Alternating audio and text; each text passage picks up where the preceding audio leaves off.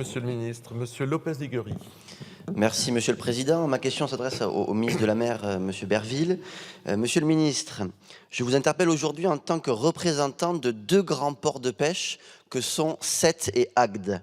Je vous interpelle en tant que petit-fils, arrière-petit-fils de pêcheurs. Je vous interpelle au nom du monde de la pêche méditerranéenne qui est en train de mourir et qui a besoin de votre aide. Nos criées vont fermer, en particulier celle de Sète. Et avec elle, c'est toute une économie, toute une culture, des centaines de familles, de poissonniers, des marailleurs, des restaurateurs qui sont en péril. À Sète, il y a 20 ans, on comptait 50 chalutiers dans le port. Aujourd'hui, il n'en reste plus que 8. Pendant ce temps, en Italie et en Espagne, ils sont encore des centaines. Pourquoi ? Parce que vous appliquez avec un zèle excessif les règles européennes et vous êtes les seuls en Méditerranée à le faire. Vous soutenez le plan Westmed qui continue à réduire notre effort de pêche malgré les immenses efforts qu'ont fait nos pêcheurs. Vous soutenez le plan de sortie de flotte qui a envoyé à la casse en 2023 le quart des chalutiers d'Occitanie. Vous soutenez les règles européennes absurdes qui nous empêchent de subventionner la modernisation de nos chalutiers méditerranéens, cette modernisation nécessaire pour les rendre moins consommateurs en gasoil, plus écolos, plus rapides, plus sûrs. Comment nos pêcheurs pourraient-ils dès lors s'en sortir si vous ne leur donnez même pas les moyens de respecter les normes écologiques que vous leur imposez ? Monsieur le ministre, je suis là pour transmettre le cri de désespérance des pêcheurs de Méditerranée. Ils ne demandent qu'une chose, pouvoir vivre de leur métier et le faire dans la dignité. La situation est urgente, vous leur devez des réponses. Vous avez eu les gilets jaunes sur les routes, les agriculteurs en colère aux portes de Paris. Demain, si vous persistez dans votre surdité, vous aurez les cirés jaunes dans tous les ports de Méditerranée.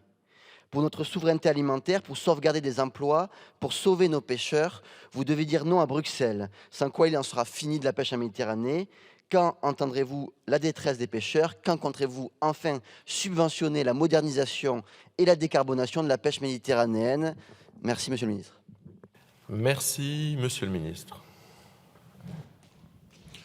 Monsieur le député, je vais répondre au nom de mon collègue Berville, mais je voulais vous dire que je suis aussi un élu local, comme je le disais, d'un territoire de pêche, et donc je connais aussi bien la situation des pêcheurs.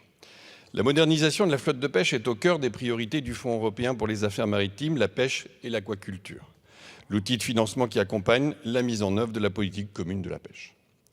Le budget alloué pour la France est de 567 millions d'euros pour la période 2021-2027 et sa déclinaison opérationnelle est partagée entre l'État et les régions. Ces dernières ont notamment la responsabilité du soutien à l'investissement pour la modernisation des entreprises de pêche, en particulier la réduction de la consommation énergétique et l'efficacité énergétique, un enjeu majeur qui se traduit par le financement du remplacement des moteurs des navires. Chaque région est libre de déterminer l'enveloppe qu'elle consacre à chaque mesure selon ses priorités, ainsi que de fixer les critères de sélection des projets les plus adaptés aux besoins de ces territoires.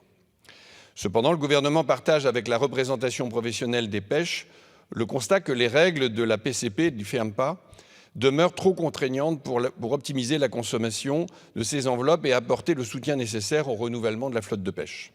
C'est notamment le cas des règles de jauge qui ne permettent pas de prendre en compte les volumes nécessaires à l'installation de nouvelles motorisations plus économes en énergie. C'est pourquoi la France a été à l'initiative d'une démarche coordonnée avec d'autres États membres de l'Union pour demander à la Commission de faire évoluer certaines règles européennes et ainsi les améliorer. Ces propositions ont été reprises dans les conclusions de la présidence suédoise du Conseil en juillet 2023 et serviront de base de discussion avec la prochaine Commission. Je vous remercie. Merci, Monsieur le ministre. Monsieur le député. Merci, Monsieur le Président.